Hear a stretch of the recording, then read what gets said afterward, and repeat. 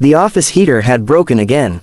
It was nearly midnight, the winter wind howling outside the glass tower of Phoenix Corp., and Daniel Reyes, single dad, night shift driver, part-time assistant, rubbed his hands together to fight the cold settling into his bones. He wasn't supposed to be here this late, but the CEO had called him personally. "Daniel, I need the quarterly reports printed, organized, and delivered to my penthouse tonight." Her voice, as always, was calm, perfectly controlled, impossible to read. Evelyn Hart, the youngest CEO in the company's history. Brilliant, ruthless, untouchable. Men in $1,000 suits stuttered around her. Employees froze when she merely raised an eyebrow. And Daniel, he tried to stay invisible. To stay professional. He needed the job, needed the stability, needed the paycheck to keep his daughter, Mia, in school. So he kept his distance.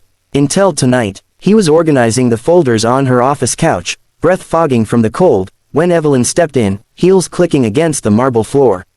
Her coat was draped over her shoulders, her hair slightly unkempt as if she'd been fighting the wind outside, and for a split second she didn't look like the terrifying CEO, she looked human. Tired, cold, beautiful in a way he forced himself not to notice. "You're still freezing?" she asked, watching the way he hugged his arms. He tried to laugh it off. "I'm fine, ma'am, the heater is just taking a break." She lifted a brow. "It's 15 degrees in here." "That's not a break, that's a breakdown." He opened his mouth to reply, but she was already walking toward him, her gaze dropping to the blanket he kept in his work bag, Mia's old fleece one, soft and red with a fading cartoon bear stitched in the corner. He carried it everywhere since Mia insisted he should use it when he worked late. "You've been using that?" Evelyn asked. "It's nothing fancy," he said quickly. "Just something to stay warm." "It's a little childish." "It's adorable," she murmured. The word from her lips nearly stopped his breath. Then the lights flickered, the heater gave a half-hearted clank, and the temperature seemed to drop further. Evelyn exhaled, a small puff of white mist forming. "Wonderful. The building wants to freeze me alive." She moved to the couch, rubbing her hands together. "Do you mind, if I sit for a moment?" He stepped aside instantly. "Of course." She sat, shivering, actually shivering. Daniel swallowed. "Stay professional," he reminded himself. "She's your boss, your CEO, and you have a daughter depending on you." But then she looked up at him, her lips slightly bluish, her breath shaky. He couldn't help himself. "Would you like the blanket?" he asked carefully. Her eyes widened a bit. "That's yours. It's warm, and right now you need it more than I do." She hesitated. Evelyn Hart, the Iron CEO, looking uncertain for the first time since he'd met her. Then she nodded. He draped the blanket over her shoulders. She pulled it close, inhaling softly. "This smells like strawberries," she said. He froze. "Ah, my daughter uses strawberry detergent. Sorry if it's too." "It's perfect." The word lingered in the air. Then she looked up at him again. "Daniel," she said quietly. "You're freezing now. I'll be all right." But she shook her head, tugging the blanket around herself more tightly. Then, with a softness he had never seen from her, she patted the spot beside her. "Sit. It's big enough for two." His heart nearly stopped. "Ma'am, Evelyn," she corrected gently. That made everything worse. Or better. He couldn't tell. "I really should." But then she shivered violently, and instinct replaced hesitation. He sat beside her, careful not to let their shoulders touch. He failed. Her arm brushed his, light but electric. "You're tense," she murmured. He exhaled shakily, "Just trying to be respectful." "That's your problem," she whispered, turning her face toward him. "You're always trying to be respectful. Always trying to keep distance. You think I don't notice?" He swallowed hard. "I'm your employee. Keeping distance is the point." "It's cold," she replied. "Freezing." Then, her voice dropped to a whisper that sent a tremor straight through him.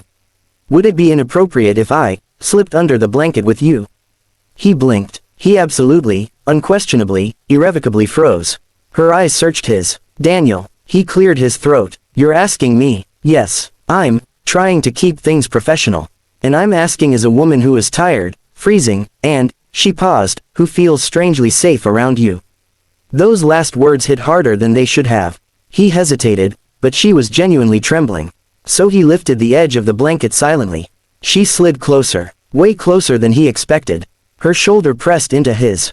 Her cheek brushed his upper arm. And she exhaled in a warm, shaky breath against his neck as she settled into his side. "Thank you," she whispered. He couldn't speak, he couldn't think, he could only feel. "You're warm," she murmured. "You're freezing." "Not anymore." The silence that followed wasn't awkward, it was intimate. Dangerous. The kind of quiet that made boundaries blur and hearts beat too loudly. Then she spoke again. "Do you know why I called you tonight instead of sending someone else?" "I assumed you needed the reports urgently." "I did." She paused. "But I also wanted to see you." His pulse spiked. "Why?" he asked, barely breathing. She didn't answer immediately. Instead, she shifted, curling a little closer, as if the blanket and his presence were a safe cocoon she rarely allowed herself.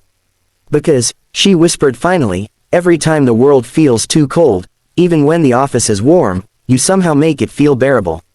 He closed his eyes. This was dangerous, wrong, beautiful, impossible. "Evelyn," he said softly, "I can't lose this job." "You won't." Her fingers brushed his hand, tentative and trembling. "Not because of this, not because of wanting something human." His voice dropped. "What are we doing?" She leaned in slightly, her lips near his jaw. "I don't know," she breathed. "But I don't want to stop." The heater suddenly clanked back to life, warm air rushing through the office, but neither of them moved. Neither acknowledged it, because the cold wasn't the problem anymore. The warmth between them was. And when she lifted her face to look at him, eyes soft, guarded, yet hopeful, he knew something in both their lives had just shifted. Forever.